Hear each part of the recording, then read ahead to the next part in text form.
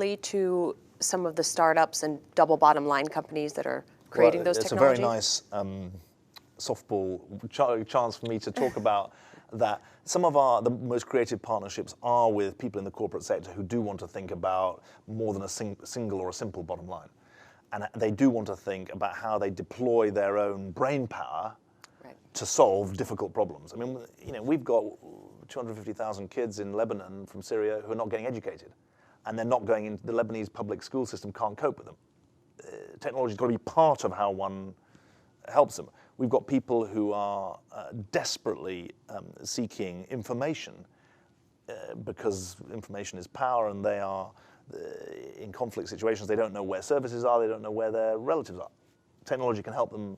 The biometric case that you did allows you to advance on security. So I think that it's not the new technology one, it's the problem-solving brain power that's helped create that technology that I think both leaders and employees in some of Silicon Valley's companies can really help address.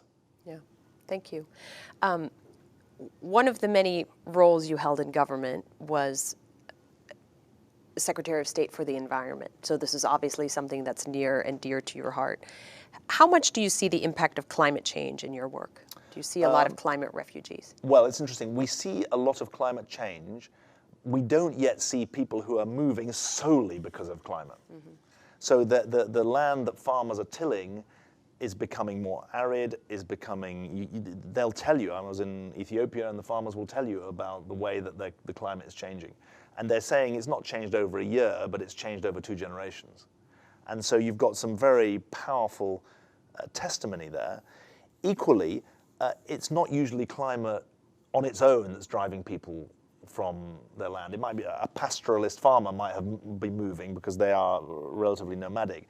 But often you're seeing, especially if you go back to that belt across the Sahel of Africa, you're seeing conflict, poverty, climate interacting in a way that it's part of the package. So I think it is a reality. And it's interesting to me that the debate in the US is beginning to show some signs of a recognition that climate change is happening. There was a big report last week that George Shultz and Hal Paulson and Robert Rubin, so it was Democrats and Republicans, foreign policy people and Treasury people saying this is happening. And it's often said, well, that you can still find 2% of climate scientists who say climate change isn't happening.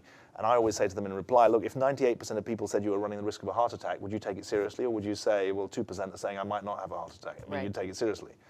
When I was Secretary of State for the Environment, it often seemed, America was such a blessed country, it wasn't going to be affected or impacted